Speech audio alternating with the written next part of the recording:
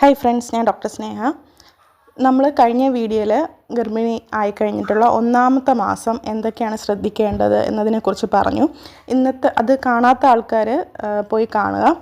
ഇന്നത്തെ വീഡിയോയിൽ രണ്ടാമത്തെ മാസം, അതായത് ഗർഭിണി ആയതിനു ശേഷമുള്ള രണ്ടാമത്തെ മാസം എന്തൊക്കെ കാര്യങ്ങൾ ശ്രദ്ധിക്കണം എന്നുള്ളതാണ്.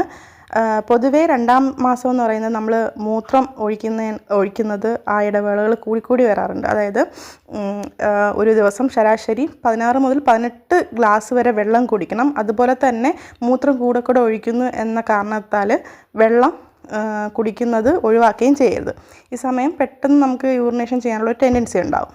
രണ്ടാമെന്ന് പറയുന്നത് രണ്ടാമത്തെ മാസമാണ് കൂടുതലും ഈ ഛർദിയും ഓക്കാനൊക്കെ ഉണ്ടാകുന്നത്. അതുകൊണ്ട് തന്നെ ഇടയ്ക്കിടയ്ക്ക് നമ്മൾ ചെറിയ സിപ്പെങ്കിലും വെള്ളം കുടിക്കാൻ ശ്രമിക്കുക. ഛർദിക്കുന്നെന്ന് പറഞ്ഞിട്ട് വെള്ളം കുടിക്കാതിരിക്കരുത്, ആഹാരം കഴിക്കാതിരിക്കരുത്. അപ്പോൾ അതൊക്കെ പ്രത്യേകം ശ്രദ്ധിക്കുക. കാരണം ഹോർമോണിൻ്റെ ഉൽപ്പാദനം കൂടുന്നതാണ് ഛർദി ഉണ്ടാകാനൊക്കെ കാരണം. സാധാരണ രാവിലെ ഉണരുമ്പോഴാണ് ഛർദി അനുഭവപ്പെടുക. ചില ആൾക്കാരിൽ രാവിലെ മാത്രമേ കാണുള്ളൂ. ചിലർക്ക് ദിവസം ഫുള്ളും ഉണ്ടാകും, ഒരു 3 മാസം വരെ ഉണ്ടാകും. ചിലർക്ക് 3 മാസം കഴിഞ്ഞും ഛർദിയും ഓക്കാനൊക്കെ ഉണ്ടാവാറുണ്ട്. അത് ഓരോരുത്തരുടെ ശരീരപ്രകൃതി അനുസരിച്ചിട്ടിരിക്കും. പിന്നീടുള്ളത് ഗർഭകാലത്ത് മൂത്രം പിടിച്ച് നിർത്താൻ ശ്രമിക്കരുത്.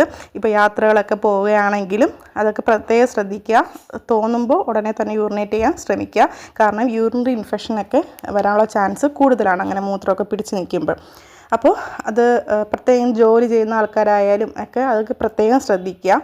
പിന്നീടുള്ളത് തിളപ്പിച്ചാറിയ വെള്ളം തന്നെ കുടിക്കുക. കാരണം മറ്റ് ഇൻഫെക്ഷൻസൊക്കെ വരാതെ ഇരിക്കാൻ പ്രത്യേകം ശ്രദ്ധിക്കേണ്ട മാസങ്ങളാണ്.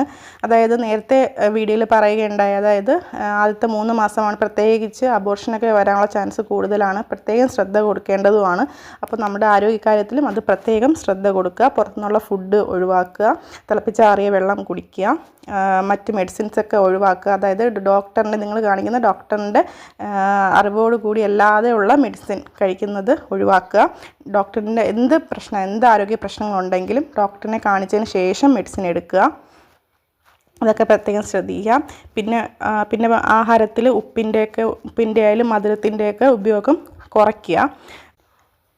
പിന്നീടുള്ളത് പോഷക ഗുണങ്ങളേറിയ ഭക്ഷണങ്ങൾ ധാരാളം നിങ്ങളുടെ ഭക്ഷണക്രമത്തിൽ ഉൾപ്പെടുത്തുക.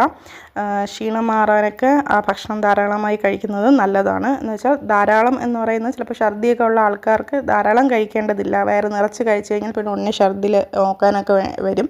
അതിനെക്കാട്ടിയും ഇടവേളകളിൽ കുറച്ച് ഭക്ഷണമായിട്ട് കഴിക്കുക, പക്ഷേ കഴിക്കാതിരിക്കരുത്.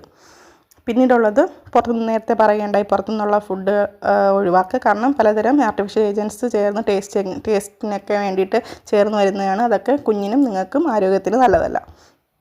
പിന്നെ ഗ്യാസിൻ്റെയൊക്കെ ഉപദ്രവമുള്ളവർ, ആ സാധ്യതയുള്ള, അതായത് ഇന്ന സാധനങ്ങൾ കഴിക്കുമ്പോൾ ഗ്യാസ് ഉണ്ടാകുന്നു എന്നുള്ള ആൾക്കാർ ആ ഗ്യാസ് അങ്ങനത്തെ ഉള്ള സാധനങ്ങൾ ഒഴിവാക്കുക. പിന്നെയുള്ളത് മധുര പലഹാരങ്ങൾ എന്നിവ കഴിക്കുന്നത് കുറച്ച് കൊണ്ടുവരിക ഈ സമയത്ത്.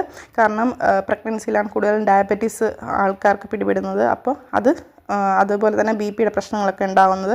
അപ്പോൾ അതൊക്കെ കൺട്രോൾ ചെയ്യാനാണ്. കാരണം ഇതൊക്കെ കൺട്രോൾ ചെയ്തില്ല എന്നുണ്ടെങ്കിൽ ഒരു നോർമൽ ഡെലിവറി ആവാനുള്ള ചാൻസ് കുറയും. അതുപോലെ തന്നെ പ്രഗ്നൻസിയിലൊക്കെ ചില കോംപ്ലിക്കേഷൻസ് വരാനും ചാൻസ് ഉണ്ട്. അപ്പോൾ ഇതൊക്കെ കൺട്രോൾ ചെയ്ത് ഇപ്പോഴേ പോവുക. പിന്നെ ഉള്ളത് 2-ാം മാസം മുതലാണ് സ്തനങ്ങൾക്ക് മാറ്റങ്ങളും അല്ലാതെ കുറച്ച് തടിപ്പും ചെറിയ വേദനയൊക്കെ അനുഭവപ്പെടാം. ഈ 2-ാം മാസം ചിലപ്പോൾ ചില ദ്രാവകങ്ങൾ ഉൽപ്പാദിക്കപ്പെടാം. ഇതൊക്കെ ഇതിൻ്റെ പ്രഗ്നൻസിയുടെ ഒരു ഭാഗമാണ്. വേദനയൊക്കെ ചിലർക്ക് അനുഭവപ്പെടുന്നുണ്ട്. പക്ഷേ അമിതമായിട്ടുള്ള വേദനയൊക്കെ ഉണ്ടാവുകയാണെങ്കിൽ ഡോക്ടറിനെ കൺസൾട്ട് ചെയ്യുക. നേരിയ സ്പർശം പോലും ചില ആൾക്കാർക്ക് അത് ഭയങ്കര സെൻസിറ്റീവായിട്ടും വേദനയൊക്കെ ഉണ്ടാക്കാം. അപ്പോൾ ഒട്ടും സഹിക്കാൻ വയ്യ എന്നുണ്ടെങ്കിൽ അത് നിങ്ങൾ കാണിക്കുന്ന ഡോക്ടറിനെ കണ്ട് അതിനുള്ള മെഡിസിൻ എടുക്കുക. അപ്പോൾ ഇതൊക്കെയാണ് 2-ാം മാസത്തിൽ ശ്രദ്ധിക്കേണ്ട കാര്യങ്ങൾ.